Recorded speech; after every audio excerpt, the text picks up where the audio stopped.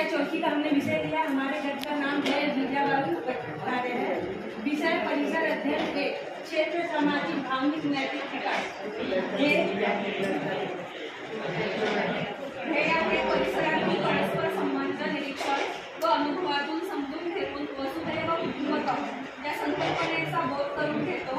क्षमता PWC 2.1 जीवनावश्यक नैसर्गिक आणि मानवनिर्मित संरचना ओळखते।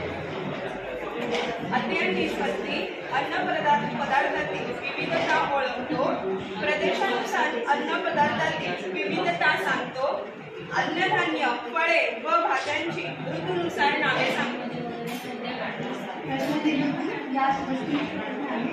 रिकाम्या जागा भरायची हा आपल्या देशाचा प्रमुख व्यवसाय आहे। रिकामी जागा आहे, प्रदेशानुसार अन्नपदार्थात रिकामी जागा आढळते। हे दोन्ही प्रश्न ज्ञानावर आधारित आहेत। दुसरा प्रश्न आहे गटात न बसणारा शब्द ओळखा। आंबा, काजी, केळी, मूग यातून गटात न बसणारा शब्द ओळखायचा। भाकरी, भात, इडली, लाडू हाही प्रश्न असा आहे की त्याच्या गटात न बसणारा शब्द ओळखायचा आहे आणि हे दोन्ही प्रश्न आकलनावर आधारित आहेत। पुढचा प्रश्न प्रकार आहे लघुत्तरे। थोडक्यात उत्तरे लिहा। प्रश्न 1 प्रदेशानुसार मुख्य अन्नपदार्थ विविधता का आढळते? आकलनावर आधारित आहे। दुसरा प्रश्न आहे पावसाळ्यात मिळणारी फळे कोणती? आपण आकलनावर आधारित आहे। तिसरा आहे पीक चांगले येण्यासाठी कशाची आवश्यकता असते? ज्ञानावर आधारित। पुढील प्रश्न प्रकार आहे दीर्घोत्तरी। त्याच्यामध्ये पहिला आहे सविस्तर उत्तरे लिहा। ऋतूनुसार येणारी फळे कोणकोणती असतात ते सविस्तर सांगा।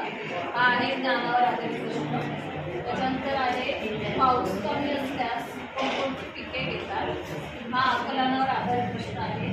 तुम्ही अति पावसाच्या प्रदेशात शेती करत असल्यास कोणते पिकांची लागवड करावी? म्हणजे तुम्ही त्याच्यामध्ये विचार करून उत्तर देते उपयोजन। त्या ठिकाणी तुम्ही आहात आणि तुम्ही पिकं कोणती घेऊ शकता त्यासाठी त्यांना माहिती पण पाहिजे आणि उपयोजन त्यासाठी